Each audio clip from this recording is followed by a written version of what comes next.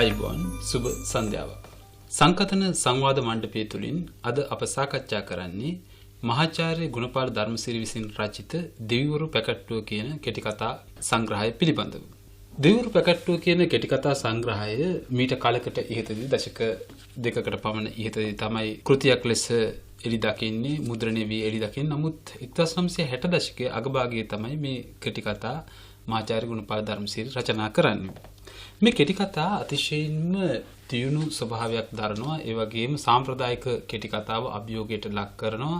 අලුත් මානයන් කෙටි කතාව ඔස්සේ ගොඩ නැගීමටත් ඔහු සෑහෙන වෑයමක් මේ කෘතිය තුළින් දරා තිබෙන බව තමයි අපගේ විශ්වාසය. නමුත් දෙවිවරු පැකට්ටුව කෘතිය සම්බන්ධයෙන් තිබෙන විචාරක මත සහ විශ්ලේෂණයන් සීමා සහිත බව තමයි අපට පෙනී යන්නේ. නිසි විචාරක අවධානයකට පාත්‍ර නොවීම නිසා මේ කෘතිය එක්තරා අතකින් යට ගියා දෝ කියත් අපට සිතෙනවා. කොහොම හෝ අප දෙවිවරු පැකට්ටුව කියන කෙටි කතා සංග්‍රහය පිළිබඳ නැවත සොයා බැලීමක් කිරීම සඳහා අද සංකතන සංවාද මණ්ඩපය තුලින් සූදානම් වෙමින් සිටිනවා. මේ සඳහා අද සංකතන සංවාද මණ්ඩපයට ඇරයුම් ලැබ තිබෙන්නේ කොළඹ විශ්වවිද්‍යාලයේ ආචාර්ය අනුරාධ මහසිංහ මහතා. අයිබෝන් අනුරාධ. අයිබෝන් දර්ශන. අනුරාධ, ඔබ එක්තරා අතකින් මේ කෙටි කතාව පිළිබඳ අපි කරන සාකච්ඡාවට කලින් මම කැමති ඔබ ගැනත් සාකච්ඡා කරන්න. මොකද අනුරාධ, ඔබ ගණිතය පිළිබඳ තමයි ඔබගේ ආචාර්ය උපාධිය තිබෙන්නේ. ඔබ ගණිතය හදාරන අතරේ තමයි මේ සාහිත්‍යයක කියවීම පිළිබඳ යොමු වන්නේ. මේක අති විශේෂිත දෙයක් ලංකාවේ සාහිත්‍ය ශාස්ත්‍රය සම්බන්ධයෙන්. මම හිතන්නේ මේක අලුත් ශික්ෂණයක් සාහිත්‍ය ශාස්ත්‍රයට ගෙන එනවා. ඔබ කොහොමද මේ කලාවයි ගණිතය අතර සම්බන්ධය ගොඩනගාගත්තේ? ඇත්තෙන්ම මුලින්ම මම කියන්න කැමති, දැන් අපි සමහරලාට විෂයන් හුදකලා කරනවා. නමුත් ගණිතය සහ සාහිත්‍යය කියන විෂයන් ඇතැම් වෙලාවට අපිට එහෙම හුදකලා කරන්න බැරි තැන් තිබෙනවා. සහ ලෝක සාහිත්‍යයේ ගණිතය හෝ ගණිතය කේන්ද්‍ර කරගත්ත විෂයන්, භෞතික විද්‍යාවෙනි විෂයන් සමහරලාට රූපක වශයෙන් සාහිත්‍යයට ආපු අවස්ථා වුණතරම් තිබෙනවා. මම හිතන්නේ ගණිතයේදී කරන්නේ ඇත්තෙන්ම අපි අර භාවය සහ බුද්ධිය කියන අංශ දෙක ගත්තොත් එතනදී ඒක පැහැදිලිවම බුද්ධිමය පක්ෂයට බර විෂයක්. ඒතර හිදී භාවයට තනක් ලැබෙන්නේ නැහැ. සාහිත්‍ය මෙතෙක් කල මේ මෑත කාලයක් වෙනකන් සාහිත්‍ය තිබුණ එක්තරා මතයක් තමයි රසවාදයත් එක්ක මේක මේ භාවමය පක්ෂය පමණක් පෝෂණය කරන මාධ්‍යයක් කියන එක. මම හිතන්නේ ඒක වෙනස් වෙලා දැන් ගොඩක් කල. එතකොට හිදී මේ බුද්ධිමය පක්ෂයත් සාහිත්‍යයට අනිවාර්යයෙන්ම එකතු වුණා. මම හිතන්නේ ගණිතය ඊතරම්ම දැන් වෙනකොට ගණිතය ඊතරම්ම සාහිත්‍යයෙන් දුරස්ත නැති වෙන්න පුළුවන්. වෙනම ගණිතමය සාහිත්‍යයකුත් මම හිතන්නේ මේ මොහොතේ ලෝකයේ තිබෙනවා. මම හිතන්නේ අපි කතා කරන්න යන කෘතිය මම හිතන්නේ ඒකට පරම උදාහරණයක් වෙනවා. මේ දෙවිවරු පැකට්ටුව හුදෙක් සාම්ප්‍රදායික ගතානුගතික සාහිත්‍ය කියවීම පමණක් තේරුම් ගන්න බෑ. ඔව්, අනිවාර්යයෙන්ම. එහිදී මම හිතනවා මේ කෘතිය ඇත්තෙන්ම මේ කෘතිය අපිට කියන්න පුළුවන් කෙනෙක් මේ කෘතිය දිහා බලලා මේක හරි ඇබ්ස්ට්‍රැක්ට් කියලා කෙනෙක් කියන්න පුළුවන්.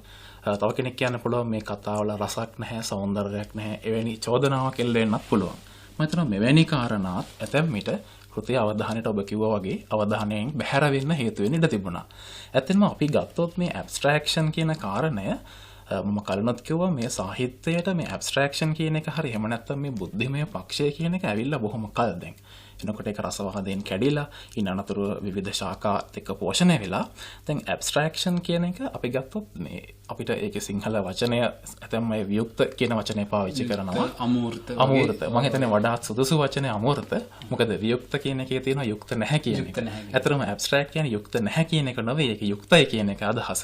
අපි ගත්තොත් අමූර්ත කියන වචනේ මුලින්ම අමූර්තකරණය අපිට දකින්න පුළුවන් මේ ප්ලේටොනික මතවාදත් එක්ක. ඒතර ඕන අමූර්ත කියන එක දකින්නේ එක්තරා පරිපූර්ණ වස්තුවක් තිබෙනවා, පරිපූර්ණ අමූර්ත වස්තුවක් තිබෙනවා. අපිට මේ සංජානනයන්ට ගෝචර වෙන දේවල් මේ පරිපූර්ණ වස්තුවේ අසම්පූර්ණ ආකාර. කියන්නේ පරිපූර්ණ රෝසමලක් තිබෙනවා. මගේ ගෙවත්තේ තියෙන රෝසමල මේකේ එක් අසම්පූර්ණ ආකාරයක් විතරයි කියන එක. මේක ඒ අමූර්තකරණය පිළිබඳ සම්ප්‍රදායික සහ මේ ග්‍රීක ගුරුකුල අනුදත් සංකල්පය අදහස. නමුත් අමූර්තකරණය ඊට පස්සේ දැන් අපි කියමු පිකාසෝගේ කාලේ අමූර්ත චිත්‍ර හරහා අමූර්තකරණය කියන සංකල්පය එනකොට එතනදී එන අදහස ඊට වඩා වෙනස් දෙයක්. අපි ගත්තොත් දැන් අපි කියමු පිකාසෝගේ තියෙන ප්‍රකට ෆවුන්ඩ් ඔබ්ජෙක්ට් එකක්, ඒක ෂීගෝට් කියන එක, එළුදෙන. එතකොට මේ එළුදෙන පිකාසෝ නිර්මාණය කරන්නේ එළුදෙන කියන වචනය මේ සංඥාර්ථය අනෙක් සියලු සංඥාර්ථ වලින් වෙන් වෙන්නේ කොතනින්ද කියන එක. කොහොමද මේ වෙන් කර හඳුනාගන්නේ? එතකොට මේකේ සාරය මොකද්ද? එළුදෙන කියන ලාක්ෂණික එළුදෙනට හිමි ලාක්ෂණික අරගෙන ඔහු ඒ ටික එක ෆවුන්ඩ් ඔබ්ජෙක්ට් එකකට ගන්නවා. ඒක තමයි ඔහුගේ කලාකෘතිය වෙන්නේ. එතනදී අමෘත කියලා අදහස් කරන්නේ අපි මේ සියලු දේවල් දිහා බලලා ඒ වගේ තියෙන පොදු ලාක්ෂණිකය අපි ඒ ටික වෙනම අරගෙන වෙනම තැනක ස්ථානගත කරනවා. ගණිතය අපි ගත්තොත් නැත්නම් භෞතික විද්‍යාව ගත්තොත් අපි දකිනවා දැන් අපි දේවල් තල්ලු කරනවා, අදිනවා, පොළවට දේවල් වැටෙනවා. මේ සියල්ලම තියෙන සමහරවිට අපිට වාහනයක් වේගෙන් යනවා. මේවා අපිට පාලනය කරන්න පුළුවන් දේවල්. ඉතින් මේ දේවල් වල තියෙන පොදු ලාක්ෂණිකය කෙනෙක් කියනවා හරි මේවට විශාලත්වයක් තියෙනවා. මේවට දිශාවක් තියෙනවා. එහෙනම් මේවට දෛසික කියලා අපි කියමු. අන්න එතන තමයි මේ නූතනයේ අමෘතකරණයේ ස්ථානගත වෙන්නේ. එහෙම නැතුව අර අපි පරිපූර්ණ වස්තුව හොයාගෙන යන තැන නෙවෙයි. ඒ නිසා මම හිතන්නේ මේ කෙටි කතා තුළ පවා අපි අමෘතභාවය හඳුනාගත යුත්තේ මම කියපේ දෙවැනි කාරණය මත. අර පිකාසෝගේ එළුදෙන කියන මූර්තිය එවැනි එළුදෙනක් ලෝකේ කොහෙවත් නැහැ. නමුත් සියලු එළුදෙනුන් තුළ තිබෙන ලාක්ෂණික මේ කෘතිය තුළ ඊටාම සංගත විදිහට කැටි වෙනවා. ඒ අමෘතකරණය තමයි මම හිතන්නේ දෙවිවරු පැකට්ටුව කෘතියත් අපට හඳුනා ගන්න පුළුවන් වෙන්නේ. ඔබ මේ දෙවිවරු පැකට්ටුව කෘතිය නිර්මාණය වෙන ඓතිහාසික සන්දර්භයත් එක්ක කොහොමද ගලපගන්නේ? මොකද දෙවිවරු පැකට්ටුව මීට දශක කිහිපයකට උඩ තමයි ਉਹ රචනා කරන්නේ. ඒ යුගයේදී මෙවැනි නිර්මාණයක් බීවි පිළිබඳ ඔබේ අදහස මොකක්ද? ඔව් ඒ යුගය ගත්තොත් මම හිතන්නේ කෙටි කතාකරණේ හෝ සාහිත්‍යකරණේ විවිධ අත්හදා බැලීම් සිදුවීමෙන් පැවතුන කාලයක්. එතනදී මම හිතන්නේ විවිධ ඇතැම් වෙලාවට සෞන්දර්යාත්මක කෙටි කතා වෙන්න පුළුවන්, ආකෘතිය වශයෙන් ගන්න පුළුවන්, විලාසය වශයෙන්, භාවිතා අපි කියමු කතාවේ ගලා යාම වශයෙන් මෙවැනි විවිධ ආකෘති අත්හදා බලමින් හිටපු කාලයක සහ මේ කලාවේ අර්ථය කුමක්ද කියන කාරණය, කලාවේ අර්ථය මොකක්ද කියන, සාහිත්‍ය අර්ථය මොකක්ද කියන කාරණය ප්‍රශ්න කරපු කාලයක තමයි මේ කෙටි කතා ලියවෙන්නේ. මම හිතන්නේ 68 69 වකවානුවල ලියවෙන්නේ. සහ අපි රචකයා ගැන ගත්තොත් මහාචාර්ය ගුණපාල ධර්මසිරි ඔහු පැහැදිලිවම ඔහු තමන් ඇසුරු කරන දාර්ශනික පද්ධතියක්. ඔහු ඒ අනුවරදවාම ඔහු අතින් එම අදහස් පද්ධතියේ තිබෙන දේවල් මේ කෙටි කතා එකතුවට කාන්දු වෙනවා. අපි ගත්තොත් සාහිත්‍ය කෘතියක් ඇයි කරන්න කියන ප්‍රශ්නය දැන් අපි හිතමු ගොවියෙක්. දැන් ගොවියෙක් තමන්ගේ කුඹරට ගිහිල්ලා ඔහුට එතනදී මුණ ගැහෙනවා කිසියම් සුවිශේෂ අත්දැකීමක්. ඒ අත්දැකීම ඔහුට පුළුවන් අවශ්‍ය නම් මේ අත්දැකීම යන ගමන් කඩමණ්ඩේ කෙනෙකුට කියාගෙන යන්න. එහෙම නැත්නම් ගෙදර ගිහින් කියන්න පුළුවන්. මෙහෙම කියන්න බැරි දෙයක් තියෙනවා නම්, ගොවියාට මෙහෙම ප්‍රකාශ කරගන්න බැරි දෙයක් තිබෙනවා නම් ඔහු ඊළඟට කරන්නේ ඔහු ඒක සාහිත්‍ය නිර්මාණයකට, කවියකට, පැල් කවියක් වෙන්න පුළුවන්. කුමක් හෝ සාහිත්‍ය නිර්මාණයකට ගොනු කරන එක. මම හිතන රචකයාටත් උනේ වැනි දෙයක් කියලා මම විශ්වාස කරනවා පෞද්ගලිකව. ඒ කාලේ තිබුණ දාර්ශනික මතකයටම සහ මේ දර්ශනවාදත් එක්ක ඔහු ගත කරපු ජීවිතේ ඔහුට තිබෙනවා මේ ශාස්ත්‍රාලීය පර්යේෂණ පත්‍රිකාවකින් එළි දක්වන්න බැරි දෙයක් තිබෙනවා ඔහුට. ඒ කාරණය කියන්න තමයි ඔහු කෙටි කතා මාධ්‍ය වශයෙන් යොදාගත්තේ කියලා මම විශ්වාස කරන්නේ.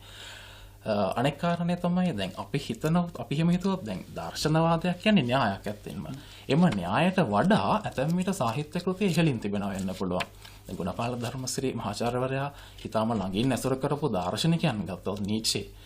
නීත්ෂේ තමන්ගේ දාර්ශනික අදහස් එළිදක්වන්නේ ඔබ දන්නවා බොහොම සාහිත්‍යානුසාරී විලාසයකින් නේද? පද්‍ය පවා ප්‍රයෝගී කරගනිමින්.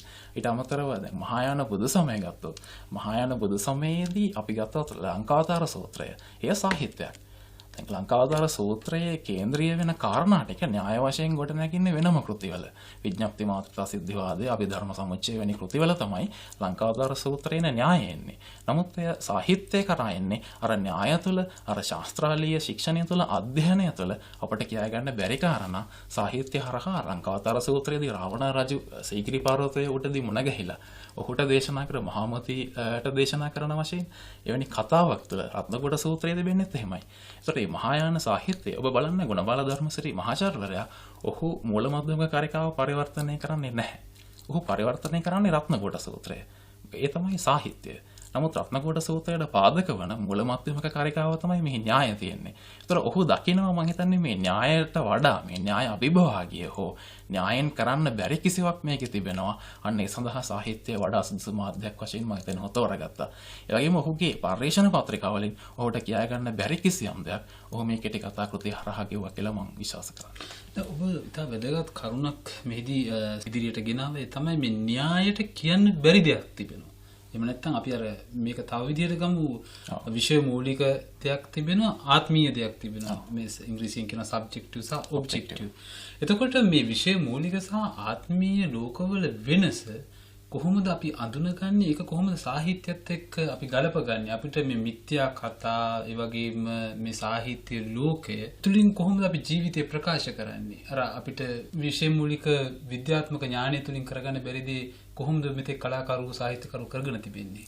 මම හිතන්නේ විද්‍යාත්මක ඥානය තුළින් කරගන්න බැරි දේ කියන වචනයේදී ඒදුම හරිය. මම මෙහෙම පොඩි සංශෝධනයක් කරන්නම්.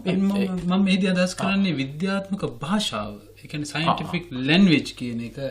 එතෙන්දී අපිට විද්‍යාත්මක භාෂාවේදී අපි යොදා ගන්නා විෂය මූලික තත්ත්වයන් තුළ අපිට සම්පූර්ණ ජීවිතය විවරණය කරන්න පුළුවන්.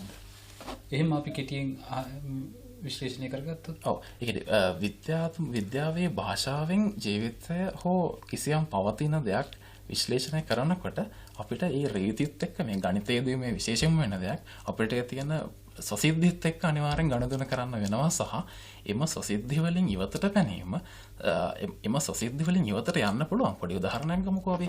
දැන් අපි යුක්ලිඩීය ජ්‍යාමිතියේදී භාවිත කරන උපකල්පන අපිට නිර්යුක්ලිඩියානු ජ්‍යාමිතියේදී අපිට අර උපකල්පන එකක් දෙකක් අයින් කරලා අපට අලුත් පද්ධතියක් ගොඩනගන්න පුළුවන්. එය විශේෂ ක්‍රියාවලියක් වගේම අනෙක් පැත්තෙන් එහි සීමා තිබෙනවා. අනෙක් පැත්තෙන් එය විශේෂ ක්‍රියාවලියක් වුණත් එහි දිශාව යොමු වෙන්නේ අර කලාව හෝ මේ මානවයාගේ අපේ ආත්මීය ඔබ කිව්ව වචනයෙන් මේ ආත්මීය කොටස ඥානනය කරන්න දිශාවට නෙමෙයි මේක යොමු වෙන්නේ. ඉතින් ඒ නිසා නමුත් මේ පද්ධති දෙක අතර බැඳීම දැන් උදාහරණයකට හිතුවොත් ක්වොන්ටම් වාදය අවශ්‍ය වෙන්නේ අපිටත්.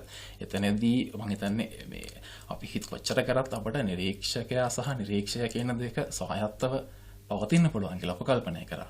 නමුත් නිරීක්ෂකයාගෙන් තොරව මේ නිරීක්ෂයට පවතින්න බැහැ කියන තර්කයට අවසානයේ ක්වොන්ටම් න්‍යාය එනවා. ක්වොන්ටම් න්‍යාය හරහා විද්‍යාව එතෙන් එනවා.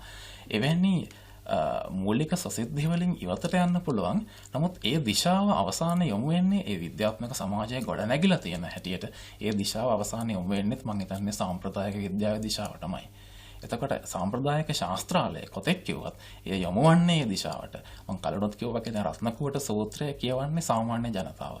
එහි තියෙන සාහිත්‍යමය කතන්දර. මේ කියවන්නේ සාමාන්‍ය මිනිස්සු. නමුත් මේ මිනිස්සු අපිට බලාපොරොත්තු වෙන්න බෑ මූල මධ්‍යම කාරිකාව කියවයි කියලා. ඒන් කිසිසේත්ම අදහස් වෙන්නේ නැහැ මේ ශාස්ත්‍රාලීයක අරකට වඩා ඉහළින් තිබෙනවා කියලා. මොකද ඒ සාමාන්‍ය මනුස්සයා තමයි ඥානනය විය යුත්තේ අවසානයේදී. එහෙම නැතුව අපි ශාස්ත්‍රාලීය පුද්ගලයා පමණක් ඥානනය කිරීමට එහෙම දෙයක් අවශ්‍ය නැහැ කියලා මම විශ්වාස කරන්නේ. නමුත් අර දිශාව විද්‍යාවේ භාෂාවෙන් කතා කරන දිශාව හෝ අවසානයේ අපි ඒක බිඳගෙන ගිහිල්ලා බලාපොරොත්තු වෙන එකේ දිශාව මේ දෙක දිශා දෙකක්. ගුණපාල ධර්මසිරිගේ කෙටි කතා සංග්‍රහය වෙත අපි අවධානය යොමු කළොත් දිවිවරු පැකට්ටුව කියන මේ කෙටි කතා සංග්‍රහයේ තිබෙන විශේෂිත වූ ඇතැම් කතා. ඒ කතා සාමාන්‍ය පෙළ යටතේ අපිට තේරුම් ගන්න අපිට දුෂ්කර වෙන්න පුළුවන්. දැන් මේ කතාවල තියෙන විශේෂතා ඔබ කොහොමද ඔබගේ නිරීක්ෂණයට හසු කරගෙන තිබෙන්නේ? ඔව් මම ඇත්තම මෙතනදී මුලින්ම මම ගන්නම් දෙවිවරු පැකට්ටුව කියන කෙටි කතාව. මම හිතන්නේ කතුවරයාගේ ප්‍රියතම කතාවත් ඒක වෙන්නේ නැති පතර නම යොදලා තියෙන්නේ බොහෝ විට ඒ නිසා වෙන්න පුළුවන්. මේ දෙවිවරු පැකට්ටුව කියන වචනය අහනකොටම මේ දෙකේ කිසියම් විසංවාදයක් තිබෙනවා. දෙවිවරු කියන සංඥාර්ථය සහ පැකට්ටුව කියන සංඥාර්ථය අනිවාර්යයෙන්ම ස්ථානගත වෙන්නේ තැන් දෙකක. ඒතර අපි දෙවිවරු පැකට්ටුව කියන වචනේ එකට අහනකොටම මෙතන විසංවාදයක් හැදලා ඉවරයි. දෙවිවරු කියන වචනය එක දෙවිවරු කියන වචනයත් එක්ක අපට කිසියම් සංකල්ප රාශියක් අපි දන්න සංකල්ප රාශියක් බද්ධ වෙලා තියෙනවා. මේ දෙවිවරු දිව්‍ය ලෝකයක ජීවත් වෙනවා. ඒතර මේ කතාවේ හැටියට ඔවුන්ට ඉහළින් බ්‍රහ්මයන් ජීවත් වෙනවා. මේ දෙවිවරු විශ්වාස කරනවා තමන්ගේ මේ ෆ්‍රී විල් එකක් තියෙනවා, සච්ඡන්දයක් තියෙනවා තමන්ට පුළුවන් මේ දිව්‍ය ලෝකෙන් එළියට ගිහලා රවුමක් ගහලා දිව්‍ය ලෝකයට ආපහු එන්න. තමන්ට කරන්න පුළුවන් කාර්යයන් පිළිබඳව අධිතක්සේරුවක් මේ දෙවිවරුන්ට තියෙනවා. අනිත් පැත්තේ මේ පැකට්ටුව කියලා මෙතනදී කතුවරයා ගන්නවා වෙනම රූපකයක්. දිව්‍ය ලෝකයේ එක රූපකයක්, පැකට්ටුව තවත් රූපකයක්. මේ පැකට්ටුව කියන රූපකයකදී ගන්න මේ සිගරට් පැකට්ටුවක්. ඒතර මේ සිගරට් පැකට්ටුව මේ දුම්පානය කරන මනුෂ්‍යයා මේ සිගරට් පැකට්ටුව ලාලනය කරනවා. මේ සිගරට් එකක් අරගෙන නැවත මේකට දාලා ආපහු මේක අරගෙන ගිහලා ඔහු මේක පානය කරන්නේ නැහැ. ඔහු මේක ෂෙයා වෙන්නේ මේ කන්සියුම් කරන්නේ නැහැ. ඔහු මේක දිහා බලාගෙන ඉන්නවා. ඒතර ඔහු සහ බ්‍රහ්මයා අතර කිසියම් සාම්‍යයක් තිබෙනවා. මේ දෙවිවරු මේ සිගරට් පැකට්ටුව සහ දිව්‍ය ලෝකයේ අතර කිසියම් සාම්‍යයක් තිබෙනවා. නමුත් මෙතනදී අපි මම කලිනුත් කිව්වා අපි තේරුම් ගන්න සහ මම විශ්වාස කරන අතර ਵਿਚාරයක් කියලා අපි කරන්නේ පොත දිග හැරීමක් නෙවෙයි. ඒ කියන්නේ අපිට පොත අමුමේ දිග හැරීම ਵਿਚාරයක් නෙවෙයි. අපි කල යුත්තේ පුළුවන් තරම් පොත කියවා ගැනීමට ආධාරක සැපයීමක්. මෙතනදී කතුවරයාගේ කේන්ද්‍රීය කාරණාව දිව්‍ය ලෝකයකොත් නෙවෙයි, සිගරට් පැකට්ටුවකොත් නෙවෙයි. ඔහු මේ රූපක දෙකම බොහොම ස්වාධීනව. නමුත් ඒවා අතර පාලම් කිහිපයක් හදමින් ලොකු කණු දෙකක් වගේ ඔහු මේ දෙක ස්ථාපනය කරනවා. අපි කියනවානේ කතාවට හඳ පෙන්වන්න ඇඟිල්ල දික් කරපුවාම හඳ බලන්න ඕන ඇඟිල්ල බලන්න එපා කියලා. මම හිතනවා ඇඟිල්ල දෙකක් දික් කරනවා. ඔහු ඇඟිල්ල දෙකක් දික් කරන රූපක හරහා අර හඳේ අපි කියමුකෝ මේ විස්කම්බේ වම් කෙළවර සහ දකුණ කෙළවර අපි මේ ඇඟිල්ල දෙක අතරින් බලාගෙන තියෙන්නේ. ඔහුගේ ප්‍රකාශය තියෙන්නේ මේ දෙක අතර එන සංවාදය සහ විසංවාදය ඇතුලේ. ඒයින් ඔබ්බේ අනිත් පැත්තට මේ දෙක හරහා සත්‍යන්දය සහ අපේ නියතිවාදය කියන අත දෙක අතර යුද්ධය. කියන්නේ දෙවියන් විශ්වාස කරනවා තමන්ට සත්‍යන්දයක් තිබෙනවා කියලා. නමුත් අනෙක් පැත්තට වුන් කිසියම් නියතිවාදයකට යටත් වෙනවා. එතන මේ දෙක අතර ගැටුම නිරූපණය කරන්න මේ දෙවිවරු ඉන්න දිව්‍ය ලෝකය සහ මේ සිගරට් පැකට්ටුව කියන රූපක හොයදා ගන්නවා. මේ කෙටි කතාව පිළිබඳව අපිට ඇත්තම ප්‍රකාශය හොයාගන්න හම්බෙන්නේ රූපක දෙකකින් ඔබ්බේ. මහාචාර්ය ගුණපාල ධර්මසිරි කියන චරිතය ගත්තොත් ඔහු හුදෙක් සාහිත්‍යකරුවෙක් නෙවෙයි. ඔහු එක්තරාත්කින් දාර්ශනිකයෙක්. ඒ වගේම ඔහු ගුරුවරයෙක්. සහ ඔහු විශ්වවිද්‍යාල මහාචාර්යවරයෙක් විදිහට සෑහෙන පරිශන කරපු පුද්ගලයෙක්. ගුණපාල ධර්මසිරි කියන කෙටි කතා කරුවාට ඔහු පිටිපස්සේ හිටපු දාර්ශනිකයා කොහොමද බලපාන්නේ? ඔහු ඇසුරු කරපු අනික් දාර්ශනිකයන්ගේ ප්‍රවණතා කොයි ආකාරයකටද බලපාලා තියෙන්නේ? ඔව් ඒක අනිවාර්යයෙන්ම අපි කතා කළ යුතු මාතෘකාවක්. ඔහුට බලපාන දර්ශනවාද ගත්තොත් මං හිතන්නේ ඔහුට වැඩිම බලපෑමක් කරන්නේ මහායාන බුදු සමය. ඔහු මහායාන බෞද්ධ කෘති ගොඩක් සිංහලට පරිවර්තනය කරනවා සහ ඔහු බෞද්ධ සදාචාරයේ මූලධර්ම නමින් බෞද්ධ සදාචාරය පිළිබඳව බොහොම විශිෂ්ට කෘතියක් රචනා කරනවා. ඉන් අමතරව බටහිර දර්ශනවාද ගත්තොත් ඔහුට නීට්ෂේ සහ ෂෝපන්හාවර් බොහොම තදින් බලපානවා. මං හිතන්නේ මේ දාර්ශනික බලපෑම ඔස්සේ තමයි අපිට මේ පොත දිග හරින්න වෙන්නේ. මේ පොතේ ඇතැම් කෙටි කතා. මං හිතන්නේ මේ ඊටාම කුඩා පොත් පිංචක් වුවත් මං හිතන්නේ මේක ආසියානු දර්ශනය ඒ වගේම පෙරදිග වෙනත් ප්‍රාචීන දර්ශනයන් සහ අපරදිග දර්ශනයන් පිළිබඳ මහා දැනුමකින් තොරව තේරුම් ගන්න අමාරුයි. ඔව් මම විශ්වාස කරන ඒ කාරණේ. ඒ කියන්නේ අපිට පොත වඩා පැහැදිලිව තේරුම් ගන්න පුළුවන්. අපට වඩා පැහැදිලිව තේරුම් ගන්න පුළුවන් අපිට එවැනි කියවීමකුත් තිබෙනවා නම් ඒ කියන්නේ අදහසක් තිබෙනවා නම් මම හිතන්නේ මේ කෙටි කතා යුගලය මේ විඥානවාදීකගේ මරණය සහ ශූන්‍ය වීමට දරන වෑයමක් කියන කෙටි කතා යුගලය ඔහුගේ ඒ දාර්ශනික පරිචය ඔහුගේ දාර්ශනික ඇසුර බොහොම පැහැදිලිව පෙන්වන්න කරන කෙටි කතා යුගලක්. මම නැවතත් විශ්වාස කරන්නේ ඔහුට ශාස්ත්‍රාලීය පර්යේෂණ පත්‍රිකා හරහා කියන්න බැරි වූ කිසියම් කාරණයක් ඔහු මේ කෙටි කතා හරහා කියනවා කියන එක. නාගර්ජුනයන්ගේ දාර්ශනික ප්‍රවේශය යම් ආකාරයකට ගුණපාල ධර්මසිරිට බලපෑවද විශේෂයෙන් මාධ්‍යමික ගුරුකුලයේ ඉගැන්වීම් ඔහුගේ කෘතිවලට බලපෑවද විශේෂයෙන් නිර්මාණාත්මක කෘති සඳහා නොවරදවාම මම හිතන්නේ මේ ශුන්‍ය වීමට දරන වෑයමක් කියන එක තුල තිබෙන්නේ මාධ්‍යමික දර්ශනය ව්‍යවහාරයට ගලපනකොට හෝ මේ මාධ්‍යමික දර්ශනය හරහා න්‍යායක් හදනකොට වෙන්න පුළුවන් ඇතැම් වෙලාවට මේ විසංවාද. දැන් මොකද අපි ගත්තොත් මාධ්‍යමික මහායාන සම්ප්‍රදායේ ඇතැම් කට්ටිය මේක මේ මහා සංඝික නිකායට පවරනවා. නමුත් දර්ශනයක් වශයෙන් හෝ වෙනම බෞද්ධ ශාඛාවක් වශයෙන් මහායානය උපදින්නේ මේ නාගාර්ජුන පාදයන්ගේ මූල මධ්‍යමික කරිකාව සහ ඒ ඔස්සේ එන වාද ප්‍රවාද හරහා. ඒතර මේ මූල මධ්‍යමික කරිකාවෙන් ගෙනෙන ශුන්‍යතා දර්ශනය නාගාර්ජුන පාදයන් හරි පරිස්සම් වෙනවා මේ ශුන්‍යතා දර්ශනය එක තැනක ස්ථානගත කරන්න සහ ඒ හරහා මේ අනුගාමිකයන් මේ බෞද්ධයන්ට විය හැකි අනතුරු පිළිබඳවත් මේ නාගාර්ජුන හිමියන් හරි සවිඥානිකයි. මොකද මේ ශුන්‍යතා දර්ශනයෙන් මේකෙහිදී මේ මූල මධ්‍යමික කරිකාවේ කියන සංසාරයේ නිර්වාණය පරමාර්ථ මේ සියල්ල ශුන්‍යයි. මේ සියල්ල බැහැර කරාට පස්සේ මේ මොකද්ද ඉතිරිවන්නේ? මේක මහා නාස්තික දෙයක් නෙවෙයිද? මහා නාස්තිත්වයක් මිනිසෙකුට මේ හරහා එන්නේ නැද්ද? ඔහු ඔබ දන්නවා මේ නාගාර්ජුන හිමියන් සහ එම සමකාලීන ගුරුවරුන් ඔවුන් ඊට සමගාමීව මේ සදාචාරාත්මක කෘති ගණනාවක් රචනා කරනවා. සොහොරලේඛාව ඉන්න එක කෘතියක්. ඇත්තටම මම හිතන්නේ මහාචාර්ය ඩේවිඩ් කළුපහණගේ මතය අනුව මේ සොහොරලේඛාව තමයි ලෝ වැඩ සංග්‍රහව වශයෙන් සිංහල අනුවාදයක් ලක් වෙන්නේ. මමත් පෞද්ගලිකව මේ මතය විශ්වාස කරනවා. මොකද ඒ කවි අතර සහ අර ශ්ලෝක අතර ලොකු සමානකමක් තිබෙනවා. ඉතින් ඒතරම් මේ ලෝක ධාතුවද පරමාර්ථ මේ සියල්ල ශුන්‍යයි කිව්වත් නමුත් අපේ සදාචාරාත්මක වගකීම් ඊට සමගාමීව අනිත් පැත්තෙන් තවත් කණුවක් වශයෙන් ඕන වර්ධනය කරනවා. නමුත් පසු කාලීනව මෙවැනි අදහස් ශුන්‍යතාව කියන එක උඩට ගන්නකොට ශුන්‍යතාව දර්ශනයක් වශයෙන් න්‍යායක් වශයෙන් ගන්නකොට වෙන විසංවාද රාශිය මේ ශුන්‍ය වීමට දරන වෑයම කියන කෙටි කතාවේ ශුන්‍යතාවාදී හරහා ඔහු ප්‍රකාශ කරනවා. ඇත්තෙන්ම නාගාර්ජුන හිමියන්ට පසුව ලියවෙන රත්නකූට සූත්‍රය පවා එහි බොහොම ලස්සන පාඩයක් තියෙනවා. එහි තැනක තියෙනවා අනෙක් සියලු දෘෂ්ටීන්ට බැඳීම සුව කළ හැකි. නමුත් මේ ශුන්‍යතාවයේ දෘෂ්ටියට බැඳීම නම් සුව කරන්න බෑ කියලා. මොකද ඊතරම්ම මේ දෘෂ්ටියක් වශයෙන් ගතොත් ඒ ප්‍රබලයි. චින්තාමය ප්‍රඥාවෙන් ඇල්ලුවොත් ඔබට මෙයට අහු වෙන්න පුළුවන්. එවැනි අහුවන කෙනෙක් ගැන තියෙන කෙටි කතාවක්. එතකොට එම කෙටි කතාවේ තිබෙනවා ඔහුට නව්‍යත්වය ඕන වෙනවා. ඒකාකාරීත්වයෙන් පීඩාවටපත් වෙනවා. මේ අවසාන ශුන්‍යතාවයේදී ඔහු මහා ડિප්‍රෙෂන් එකකට මහා විෂාදයකටපත් වෙනවා. අවසානයේ තමාට සියදිවි හානි කර ගැනීමට අවශ්‍යයි කියන තැන දක්වා ඔහු බොහොම තාර්කිකව අර මාධ්‍යමික ක්‍රමයේ තර්කයම හෝ පාවිච්චි කරමින් ඊට සමාන්තර තර්කයක් පාවිච්චි කරමින් ඔහු මේ තැන දක්වා යනවා. එම අනතුර මම හිතන්නේ මේ රචකයා දුටුවා, පෙර දුටුවා සහ ඔහු දැක්කා මේ මහායාන සාහිත්‍ය හරහා මහායාන න්‍යායට අමතරව ඒ සාහිත්‍ය හරහා මේ අනතුරෙන් කෙනෙක් වළකින්න බොහොම ශක්තිමත් පවරක් හදලා තිබුණා කියලා. මහාචාර්ය ගුණපාල ධර්මසිරිගේ මේ කෘති තුල අප ප්‍රධාන වශයෙන් දකින තවත් ලක්ෂණයක් වන්නේ ඔහු ඉදිරිපත් කරන්නේ ඇතැම්ලාට සංකල්ප ඇසුරෙන් එහෙම නැත්නම් සංකේත ඇසුරෙන්. මේ සංකල්ප සහ සංකේත වලට තියෙන ඥාතිත්වය කොයි ආකාරයෙන්ද මේ සංකල්ප සහ සංකේත ඔහු හොයාගන්නේ කොහෙන්ද? ඒක පිළිබඳව අපි යම් ආකාරයකට අවධානයක් යොමු කළොත්. ඔව් ඒ සංකේත සහ සංකල්ප ඔහු හොයාගන්නේ බොහෝ විට ඔහුගේ විෂයපතෙන් වෙන්න පුළුවන්. නමුත් කලනොත් කිව්වා වගේ එම විෂයපතෙන් බැහැරට ඇවිල්ලා බොහෝ විට ඒවා සමාජයේ ව්‍යවහාර වෙන තැන තමයි ඔහු කතාව ගොඩනගන්නේ. හොඳම උදාහරණයක් මේ විඥානවාදීකගේ මරණය කියන කතාව. එතනදී ඔහු සංකල්පය වශයෙන් අරගන්නේ විඥානවාදයට ලක් වෙන්න පුළුවන් විඥානවාදයට ඇති හැකි අනතුර සහ ඔහුගේ භාවිතාවේදී ඔහුට කොතරම් සාහසික විය හැකිද කියන කාරණය. එම සංකේතය හරහා ඔහු කියන කතාව මම විශ්වාස කරන්නේ නේ ලෝකේ අපි ගත්තොත් විඥානවාදී දර්ශන විඥානවාදයේ නැඹුරු දර්ශනවලට තිබෙන ප්‍රධාන විවේචනයක් තියෙනවා. මේවා මේ යුද්ධ සඳහා මිනිස් යොදාගත්තා, ජනවාරකික සංහාර සඳහා යොදාගත්තා. එවැනි කාරණාවක්, එවැනි චෝදනාවක් යොමු ඇත්තම එල්ල වෙනවා.